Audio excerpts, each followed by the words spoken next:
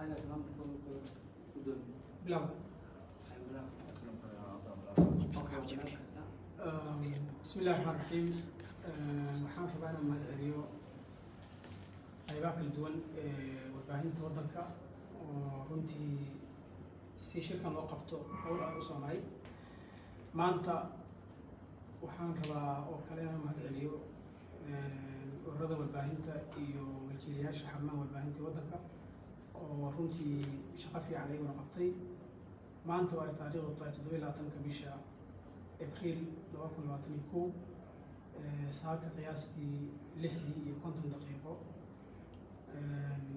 6 oo dhiman 10 daqiiqo meelahaas saas intaa fila xarunteena mustaqbal media kilometer 4 raadiyaha iyo telefishinka waxaa soo galay ciidan ka tirsan ciidanka dowladda Soomaaliyeed oo anaga aan u fahanay inay baaritaan iyo nabadgelyo ka shaqeynayeen aniga xarunta maana joogin shaqaalaha ay soo wacay 5 qofood oo gudaha joogtay 2 qof oo ilaalo ahayd iyo 3 qof oo qofna shift editor ahaa qofna online editor ka ahaa qofna uu farsamo yaqaan ka ahaa waxay ii sheegeen in ciidan uu banaanka joogo waxaan inay kafura soo galaan haday nabadgelyo iyo ay rabaan inay ogaadaan u fududeeyo ciidanka markay soo galeen gudaha waxay ii sheegeen in taliyaha ciidanka haramcad fanax uu yahay ninka hor socda markii iridii laga furay waxay bilaabeen shaqaalaha inay dhahaan banaanka u baxa qaarna ay dilaan oo garaacaan intaas kuma ekaysan waxay galeen xafiisyadii ay shaqada ka socotay maalin caadi oo ahayd oo maalin shaqo ah waxay meelaha xiran waxay bilaabeen inay jibiyaan wuxuu ku jibiyaan qalabka qaarna ay burburiyaan qaarna ay qaataan shaqaalaha qofka ugu daran oo dhibaatada ugu xoogan gaartay waa Bashiir Maxamuud Yuusuf oo shift editor ah oo xalay ku jira shaqada oo saaka bixi lahaa 11 ama 5 saac ama 12 ayaa runtii uga xumaaday sidii wax u dhaceen markii dhibkaas u dhacay waxaan isku dayay inaan la hadlo dadka ay hawsha qusayso wasiirka amniga iyo wasaaradda faafinta iyo dadka ka shaqeeya iclaamka oo dowladda waxba ilaa xilligaas la joogo ima suurta gelin xaruntii waxaa laga qaatay 8 item oo isugu jira kaamirooyin iyo kombiyuutarro hal kombiyuutar oo ka mid ah nin ka shaqeyn jiray mustaqbal oo yaqaanay ciidanka ayaa yidhi aniga isiiya saa soo celiyay kaas kombiyuutarkaas laakiin intii kale oo ku jiro personal computerkayga aniga gaarka ahaa oo xafiiskayga yaalay wixii ay qaadi waayeen way burburiyeen laptopkayga way qaateen warqabadka sidaas oo kale wixii yaala waa qaateen online-ka iyo TV wixii yaala way qaateen waxay galeen guryaha ay shaqaaluhu jiiftaan waxay ka qaateen wixii alaab yaalay ama shopping ha ahaato ama wax lagu jiifta ha ahaato ama jaajaradii mobilada ha ahaato runtii taasaa igu qasabtay inaan shirka qabto oon u sheego dad badanna dowladdana waa la hadlay intii aan la hadli karo laakiin waxay ahayd arrin xaaraan ah marka la fiiriyo dhaqanka iyo dowladnimada marka la fiiriyo dastuurka marka la fiiriyo xeerka warbaahinta oo runtii maanta meel mar ah sidaas daraaddeed waxaan rabaa inaan ka codsado dowladda Soomaaliyeed oo maanta jirta waddanka joogta waddankan xilli ciidanku ay dadka muwaadiniinta ciqaabaan oo ay dilaan oo ay jir dilaan oo ay dhibaateeyaan oo hantidooda qaataan uu soo maray waana la arkay wixii laga faa'iiday iyo sidii wax looga helay dowladdana waxaa laga rabaa haddii mustaqbal dacwo loo qabo ama aniga la ii qabo ama cid naga tirsan loo qabo hanaana jira annaga waxaana sifilayaan dad rayid ah oo dowladdu ay laysan siisay ay ku shaqaystaan oo ay diiwaangelin siisay ayna cashuurto markaas wax la ii sheegay oo ilaa hadda laygu haysto ma jiraan xarunta waxaa yimid taliyaha booliiska gobolka ninka la yidhaahdo Farxaan Qaroole xaafadayda anuu joogo wuxuu la hadlay ninka waadiyaha gaarka ay ah wuxuu yidhi ila hadashay waan la hadlo wuxuu yidhi kaalay halkan imaaw aan joogno marka waxaa idhi adigoo ciidankii yani maxaa idhahdaa shaqaalihiina jirdilay oo dhibaatadaas geystay alaabtiina burburiyey gobolna qaatay see u suurtagelaysaa inaan u imaado xarunta markii dambena waa iska tegey guulina ma hayno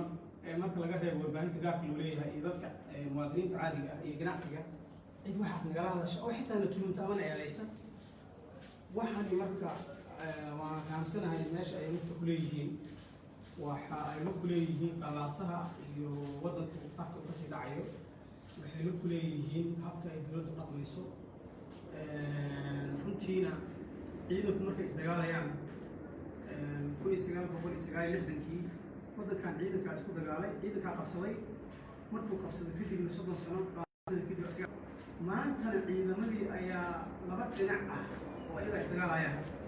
kuwo wax diidan iyo kuwo wax ogol sidaas awgeed dadka Soomaaliyeed waxaan rabaa inaan u sheego mushkiladaasi waa mushkilad oo dowladnimada iyo dadka iyo warbaahinta iyo musaalaxada waddanka ku dhibaysa anigu ma diidani dadka in la baaro laga shakiyo la tuhumo la eedeeyo oo wax iska caadi ah qofkii la tuhumo inta la dacweeyo la heli karaa in la garbaxo hadduu garbixi waayana in cid garbaxda ka bixisa loo geeyo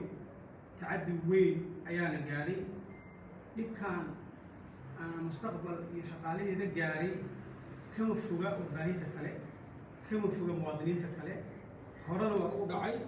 haddana waa u dhacaya maxaa rabaa marka waddanka dowladda ka jirta haddii ayadu ay mas-uuliyadda qaadi weyso wax gaar ah laakiin qalabkii la qaatay iyo dhibaatadii la geystay waxaan rabnaa in laga garaabo laga jawaabo waxii ay ka qaban karta ay ka qabato dadka alaabta qaatay iyo kuwa burburin waa la yaqaanaa dhar dowladeed iyo astaan dowladeed iyo astaan qaran ay xiran yihiin waddankeena joogaan namana soo dacweynin oo intana soo dacweeyeen oon ka garbixi weynay xanaaq kuma aansanayn waxaas meeshaan ku naalana maysa aqoonin wax laga dhexeeyey oon isku dagaalnaana ma jirin annagana dee haddii la dacweynaayo dad ma nihin tuugana ma nihin dad waxdirina ma nihin dad waxaa nahay wakaaladda wasaaradda warfaafintu ay siisay waxay ku shaqaystaan oo sharci ah sida ganacsi kale loo siiyo waxaan rabaa marka inaan ka codsado wasaaradda warfaafinta ra-iisul wasaaraha maxaa idhahday wasaaradda amniga ayagaa xilkii haayaan dhib weyn naguma haysto alaab la qaato iyo dad la jirdiro waa soo naqaanay laakiin dowladdan lagama filayn dowladdan wixii laga filaya waxaan ma ahayn markaas aniga ku hadlaya magacayga iyo magaca mustaqbal iyo magaca dadka dhibaatadaani gaari doonto waxaan codsanayaa oo aan weydiisanayaa waxaan ahay muwaadin oo waddanka u dhashay oo degan oo ka shaqaysta oo fasax shaqaan haysta inaan shaqaysto fasaxaan u haystaa inaan wax sheego fasaxa la siiyey dowladda Soomaaliyeed ayaa fasax ii siisay inaan anigu taxriir sameeyo idaacaddu ay samayso suxufiyiintuna ay sameeyaan sidaas awgeed qof iga qaadi karta oo xoog iga qaadi karta dee ma jirto dowladda iga qaadi karta bisifa sharciya mar kasta oo qofku uu ku duulo sharciga iyo qaanuunka mar kasta oo dowladdu ay waxaa samaysana faaxishadu waa sii badanaysa xumaantu waa sii badanaysa bulshada rayidka oo aan ka tirsannahay iyo ururada aan xubnaha ka nahana waxaan ka codsanayaa inay arkaan dhacdadan foosha xun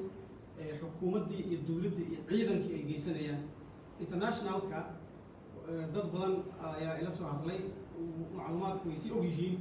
ayagana waxaan rabaa sidii ay waxaan fahmayaa barashar badan aan u baahannahay oo dowladda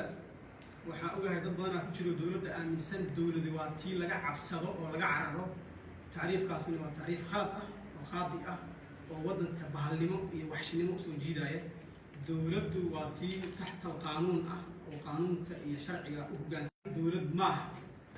waa dad qowlaysato ah oo qof kasta oo muwaadin ay u baahan tahay inuu iska celsho ogaadana marka muwaadiniintu ay dowladda ka shaqaysan waayaan oo dowladdu ay u turi weyso oo dowladdu ay u naxariisan weyso oo dowladdu ay u fududeey weyso inay shaqaystaan waxa ku xigaahi waa inay raadiyaan khiyaaraad options kale bal qofku inuu si kale u noolaan karo hubbiyu qaataa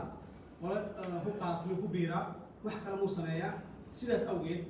waxaan codsanayaa ilaa hadda sheekadu waxay dhacday saa inii sheegay saaka aroortii ilaa xilligaas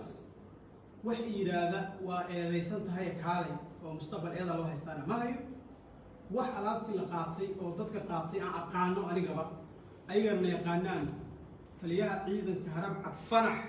ayaa xafiiskayga yimid isaga ayaa ka dambeeyay burburinta alaabta iyo qaadashadeeda askartiisa kala shaqeynaysay farxaan markuu yimidna anuu yidhi imaw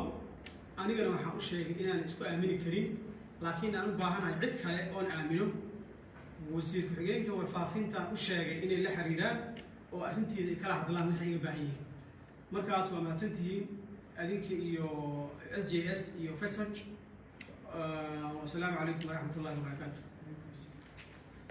waxaan rabaa inaan kusoo dhaweeyo xogeyaha SJS Cabdallah Muumin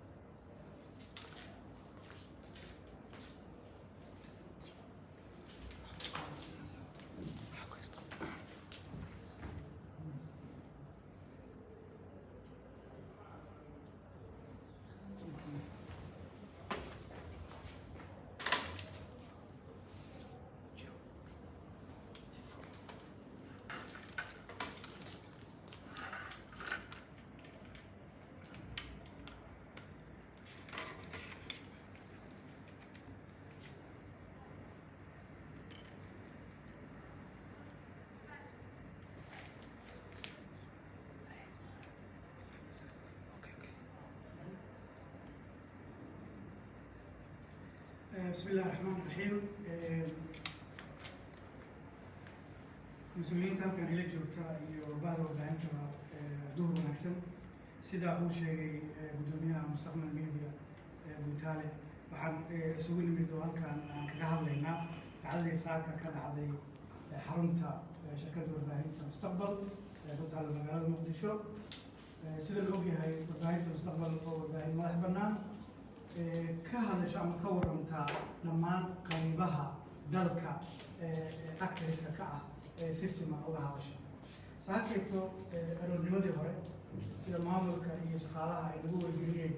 أيضا كويسا وبوليس الفترة قالها كودي الهرم عدك أيا وير كقاضي حرمت إذا عدا شغالي قيب كم جرجلي قلب إذا عاد لهذا قيمنا بالبري قيمنا قاطع إلى هذا يكون قيم. مركب جوه الرئيسة وأنا فهمنا وعن كل وقنا وعن شريكنا إن فلك أسويه شيء درو. جلست للجلاليو حرون ورباهية أما حرون أو عاد وبنانك يلا أو مركب القوانين اللي يجري قلت مركب جوه الرئيسة والدمبي جلست والدمبي. مركب حتى انقلب إذا عاد لهذا أما ملكية جزء المواطنين أو قار إليه لقاطنا أيضا وبوب أي يقول لك أنت صوبته مجرو شرعي فوق وقرانا هي إن أسكت قالته هنتي ومط أي لا هاي مجرته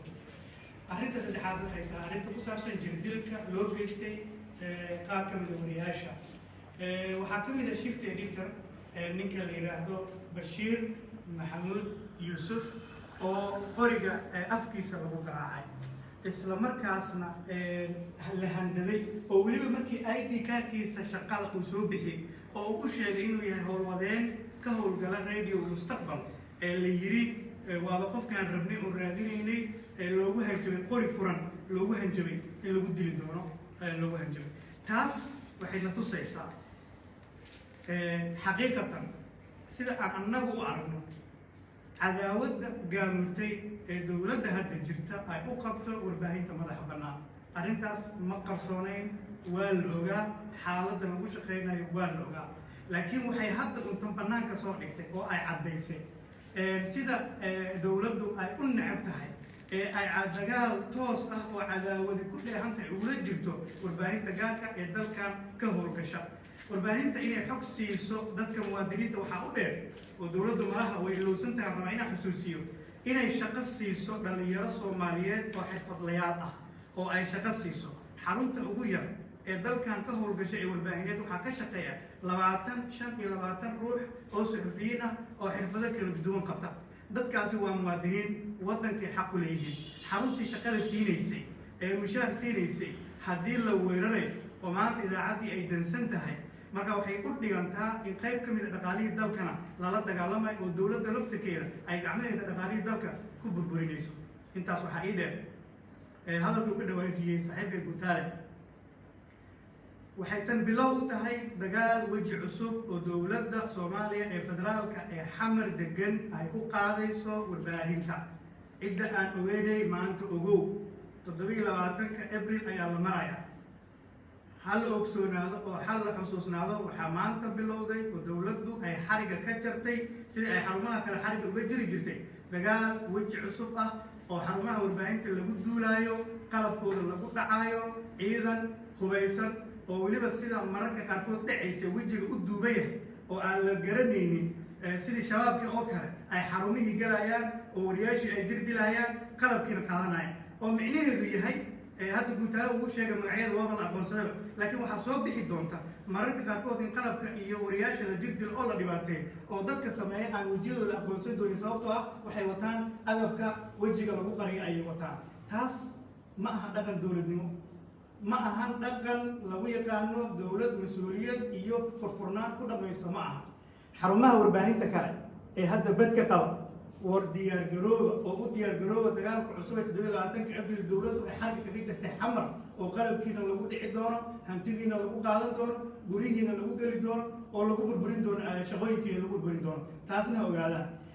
shaqadii ay hayseen waa muhiim. waxaan qabaa in shaqada ay socoto oo warbaahintu ay ka fikirto si ay u shaqayn karto. haddii ay dhacdo xitaa in gudaha Muqdisho lagu shaqayn waayo, bal aan ka fikirno in qaab live streaming ah magaalooyinka kale iyo meelaha kale nabdoon ee la tegi karo dhulka Soomaaliyeed ah inaan bal tagno oon ka howlgalno oon ka soo shaqayno oo shaqadii iyo serviceka ummadda Soomaaliyeed aad u hayseen ay sii socoto ilaa inta xaaladda waddanku ay iska bedelayso. wariyaashu ha qaateen xaalad digtooni ah oo ah xaalad coladeed iyo xaalad dagaal oo waddanku galay, gaar ahaanna dagaalka maanta lagu qaaday Mustaqbal Media wuxuu ku soo socdaa xarun kasta oo warbaahineed, ha yaraato ha weynaato, ha dhawaato ha fogaato, ama goob dowladda ay maamusha ka shaqee ama goob mucaaradku ay joogaan ka shaqee. dagaalkaas wuu kugu soo socdaa. handalaada hadda socdaa maqlaynaa, habeen hore iyo xalay iyo maanta iyo waxa dhacayaan ognahay, wariyaasha la joojinayaan ognahay, kuwa laga tirtiraya qalabkooda ognahay. dhaqanka cusub ay soo baxay waxaa ka mid ah nasiib darro weligay kumaanan fikirin Muqdisho intaan ku noolaa way dhici doontaa ama waad arki doontaa arrintan. maxay tahay arrintaas? in suxufiyiinta qaarkood marka la qabtay ee la xiray ee meelaha booliiska la geeyey in qabiil la weydiinayo oo la dhahay yaad tahay, reer hebel yaad ka tahay, sheeg la dhahay. weligay kumaana fikirin arrintaas inay dhici doonto. waa nooc cusub oo handadaada oo soo korortay oo timid. bal ka fikira taasna sidaa u wajihi lahaydeen oo bal aad uga siraad kori lahaydeen markaasi wajaha. dowladda haddii ay baad maqlayso horaan ugu jeedina markalena waa ugu celinaya. qalabka Mustaqbal Media ka qaadateen soo celiya. jirdilka iyo falka aad geysateen baaritaanka fura. cidda geysatay oo falkaas geysatay maxkamad hor keena si aan bal ugu qanacno in waxa aad sheegaysaan ay run yihiin. waa mahadsantihiin.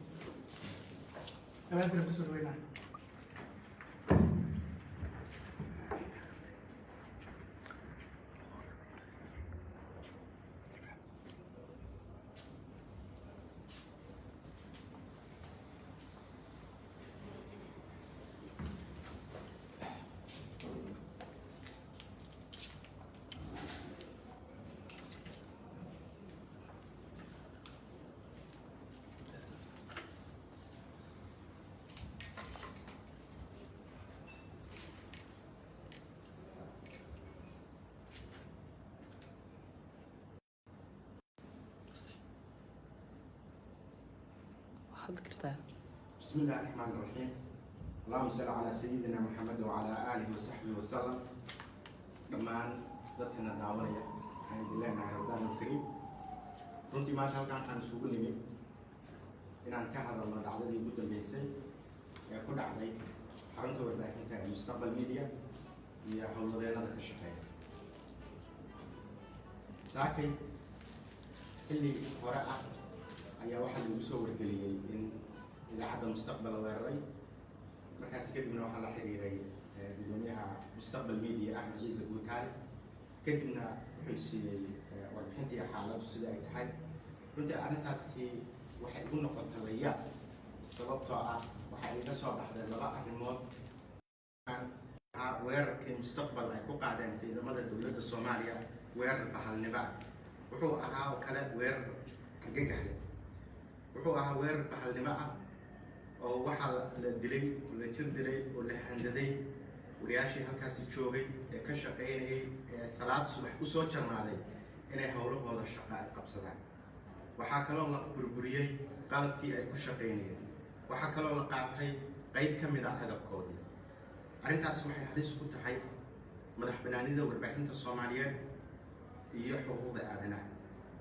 waxaa qeexaya qodobka 18 ee dastuurka ku meel gaarka ee Soomaaliya oo qeexaya madax banaanida warbaahinta, xeerka warbaahinta qaranka Soomaaliyeed iyo baaqa caalamiga ee 19 oo 154 dowladood oo Soomaaliya ay ka mid tahay asaxeen ayaa sharci darro arrinta maanta dhacda ku tilmaamay. waxaan rabnaa arrintaas arrimo ka horreeyay wana soo mari jireen, wariyaa la xiri jiray, la dhaawaci jiray, laakiin waxaan arkaynaa iyadoo ay maalintii saxaafadda ee Soomaaliya, saxaafadda adduunka 3 May ay soo dhowdahay in wariyaashii la beegsanayo oo la weerarayo. waxaan rabnaa dowladdu in weerarka bahalnimada ay ku qaaday warbaahinta Mustaqbal Media ay raaligelin ka bixiso, guddi u saarto, ciddii dembigaas yeelatayna maxkamad la soo hortaago. waxaan rabnaa wixii qalab ah ama agab ah ama khasaaro oo halkaasi ka dhacay inay dowladdu jawaab ka bixiso,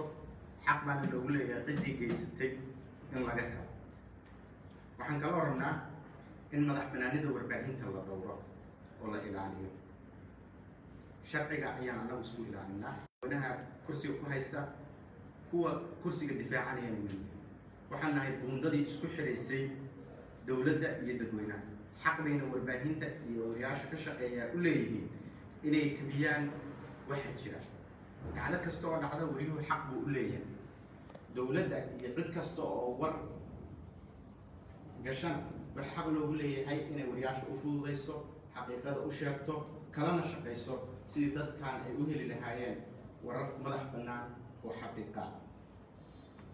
dhacdooyinku way fara badan yihiin, way soo laalaabteen 19 February iyo 2 habeen ka horba wixii dhacay oo wariyaasha qaybtooda waddankan halis bay ku yihiin. markana korbelinaya handadaadda loo geystay wariyaasha sanadkan aad bay u korortay, 70 ayay kor u dhaaftay inta hadda aan diiwaan gelinay.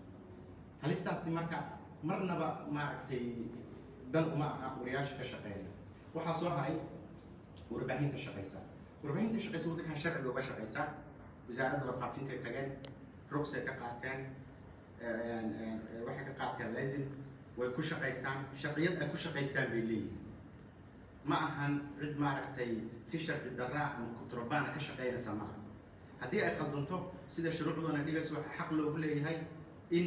maxkamad la tago, waraaq laga soo qaato, cidda mas-uulka ka ah meeshaas loo yeero, lagamana xisaabtanto dembida ay gashay. isaguna markaasi uu qabsado qareen madaniga la isla aado, maxkamad madaniga la isla aado sida shuruucda dalku ay qabto. dhinaca kale waxaan rabaa inaan ama fursaddan ka faa'iidaysanaya wariyaasha Soomaaliyeed halkan baab uga soo jeediyo. wariyaha Soomaaliyeed maaha midka colaadda ka shaqeeya ee waa midka nabadda ka shaqeeya. wariyaha Soomaaliyeed maaha midka dadka isku dira ee waa midka dadka maslaxadooda iyo dantooda ka shaqeeya. warinimadu kama mid ahan in qofka wariyaha uu ololeeyo noqdo, kama mid ah ama muxaafid u ololeeyo ama mucaarad u ololeeyo ku doon. laakiin qofka wariyaha ololeeyo ma noqon karo. wuxuu kale uusan noqon karin activistena ma noqon karo qofka wariyaha. inuu wax uun maaragtay uu ka shaqeynayo activistena ma noqon karo. marka waxaan rabnaa cidda wixii warinimada ka baxsan ka shaqeynaysa annaga nagama mid ahan. ciddii magaca wariye sheeganaysa waa shaqo aan wariye ahayn qabanaysa annaga nagama mid ahan. shuruucdeedu ma qabato, laakiin qofka u aqoonsanaya inuu wariye yahay, hay-ad warbaahineed uu ka shaqeynayo oo maaragtay shuruucdaas u degsan xeerka warbaahinta qaranka iyo dastuurka ku-meelgaarka ee Soomaaliya isku ilaalinaya. annaguna dadka waa ka ilaalinanaa. sida halkan hay-adda Mustaqbal oo ah hay-ad si sharciga ku dhisan, wariyaasha si sharciga ku shaqeeyaan, nidaam leh, sharci leh, policy leh, kala dambeyn leh, aan hadda ugu doodana ayaa wariye kasta oo Soomaaliyeed ugu doodana. laakiin wariyiga aan isagu sharciga ilaalinayn ama qofkii wariynimada sheeganaya aan sharciga ilaalinayn ma ilaalin. dad badan oo marka waxaa jira dadku waxay isku khaldayaan. dadka warka soo qora qof kasta wariye moodaya. wariye ma ahan qof kasta oo war soo qora. wariye waxaa la yiraahdaa qofkii sida shuruucdeena ay ku qoran tahay hay'ad warbaahineed ka shaqeeya annagu xubin naga ah hay'adaasi ay aqoonsi siisay qofkaasaa weriye ah waxaa dhici doonta yaa weriye ayaasan weriye ahayn waxaa go-aan ka gaari doona markii la sameeyo guddiga golaha warbaahinta sare ee qaranka kaasaa go-aan ka gaari doona shuruucda isagoo maraya shuruuduu marsiin doona qofka weriyaha kaa ku siin doona insha allah soomaaliya waxaan rajaynayaa marar soo socotaa mar dhow soo socotaa in soomaaliya ay qof walba oo weriya use qofna weriya iska sheegen qof walba weriya uu yeesho kaa uu ku shaqeeyo ugu dambeynta waxaan kusoo gabagabeynaya nabaddu muhiim bay noo tahay guud ahaan maxaafid shacabka soomaaliyeed annagaa ku nool diinta islaamku ma qabto in colaad laga shaqeeyo diinta islaamku ma qabto in dadka la isku diro diinta islaamku ma qabto in la isdagaalo waxaa weeye diinta islaamku waxay qabtaa wanaag iyo waxay qabtaa maaragtay qofku markuu qalbigiisu iimaan leeyahayna waxa weye wax walba waxaa ka weyn iimaanka uu leeyahay ka weyn nabi calayhi salaatu wasalaam wuxuu yidhi waslad idinka mid ah jirkiina ku jirta hadday hagaagtana idinkana waa hagaagsanaanaysaa hadday xumaatana waa xumaanaysaa wasladaas qalbiga wey qalbigiina hagaajiya qurux ka shaqeeya wanaag ka shaqeeya adduunkan waxa weye raaxa ma taalo dhibaatana ma taalo laakiin meesha ay raaxadu taalo aakhiro weeyaan oo qofkii shaqaystay camal saalixa uu jannada tegayo qofkii shaqaystay camalka ehlu naarkana naarta uu gelayo dhibaatada naarta wax ka weyn ma jirto raaxada jannadana wax ka weyn ma jirto marka ummadda soomaaliyeed bil ramadaan lagu jira bil soon baa lagu jira cibaadadeeda iyaysan naga qaadan suuqa aan fariisanano iyo qurunka aan ka shaqaynano iyo hebel iyo fulaan iyo waxaas idinka qaadan kalimatu sadaqa isticmaala diinteena iyo dalkeena iyo dadkeena u shaqeyno wasalaamu calaykum waraxmatullaahi wabarakaatu